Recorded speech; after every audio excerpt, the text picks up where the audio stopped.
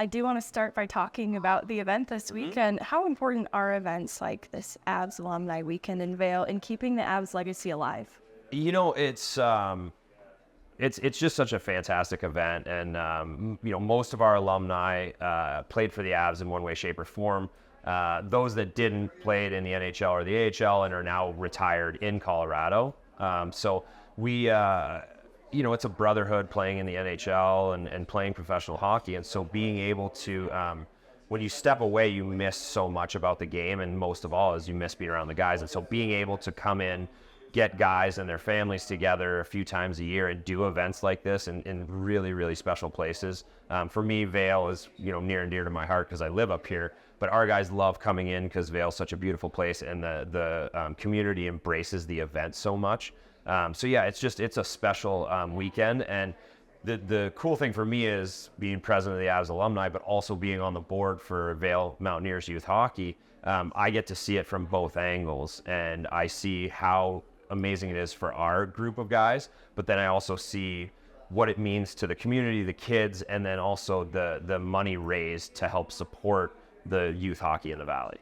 How have you seen the growth of hockey in the community that's passionate around it in Colorado? In Colorado, it's grown exponentially. I came to Colorado in 2003 for my first training camp, and from there to now, I mean, it's night and day. And a lot of that is those early Avs teams, you know, winning 2 Stanley Cups in '96 and 2001, and you have these, you know, 3 and 4 year old kids that are now, you know, grown or playing in the NHL, and they got into hockey because of those early Avs teams. And you see the growth not only around Denver, but around the state of Colorado, around the Rocky Mountain region, and how much it's exploded since 2003, even in the last few years. We see it in Vail. I see it firsthand because Avs win in 2022, and you have, once again, these 3 and 4 year old kids that see the Avs win, and now they're starting to get into travel hockey, and our numbers continue to grow each and every year.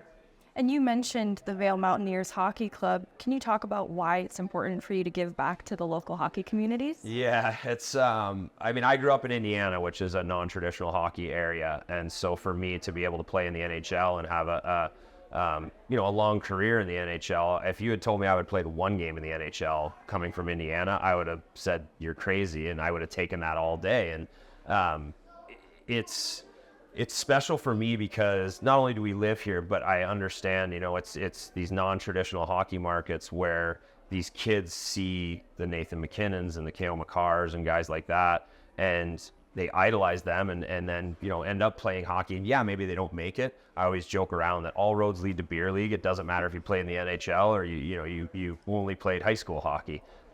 It's just really special because hockey gave me so much. And to be able to be a part of the youth hockey here and give back to a sport that really, and a game that really changed my life and gave me so much, and you know, allowed me to travel the world and meet some amazing people, and really play a game for a living. It's just it's very rewarding to be able to give back in that way to the youth hockey here at Vail. And you'll be on the ice for the youth hockey clinics later this afternoon. Yeah, I'll be on the ice. What advice do you give to these young players?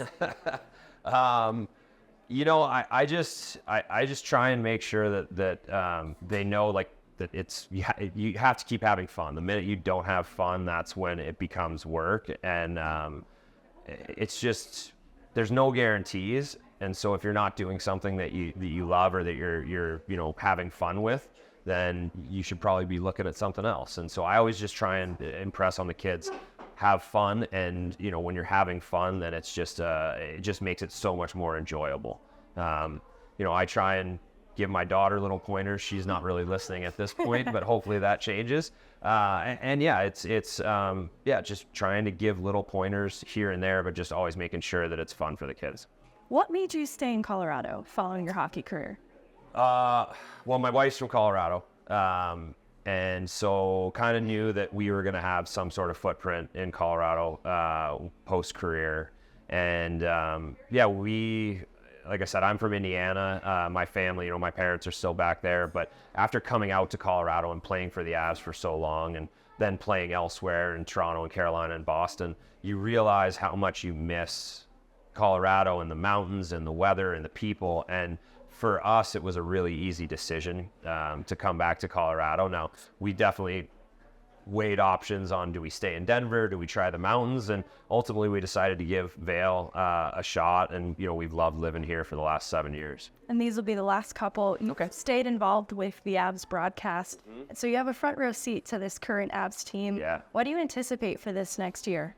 Well, I mean, there's definitely going to be some opportunities, I think, you know, with you know, some guys coming back from surgeries, you know, guys like Landy who, you know, fingers crossed, he's going to give it a shot. But I think there's going to be some opportunities for some young guys. But the beauty of it is you have that foundation of the McKinnon, the Mikko, the Makar, the Taves, guys like that, that really, even just from the starting line, you're a step ahead because you have that amazing foundation of those guys. And then you can hopefully transition some young guys and give some young guys some opportunity to, you know, to really shine and make a difference with some of those, arguably some of the best players in the world.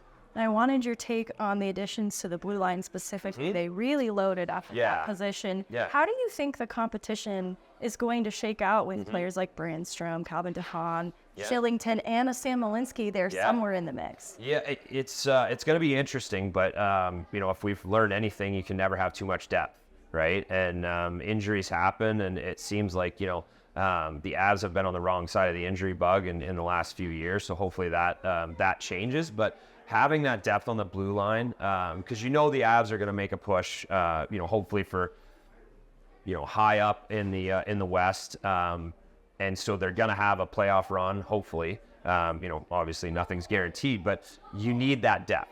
And playoffs especially, it's a grind and guys get hurt and you have to be able to plug and play. And so, I really like the additions of those guys. You know, Shillington's going to be a really interesting one for me, just because he skates so well. And I do think that there's a possibility he could be a pretty good, impactful player on the back end. But yeah, the Brandstrom, Malinsky, I mean, I love Malinsky's game. I think he's a guy that has some opportunity ahead of him as well, and it's a matter of him taking advantage of it.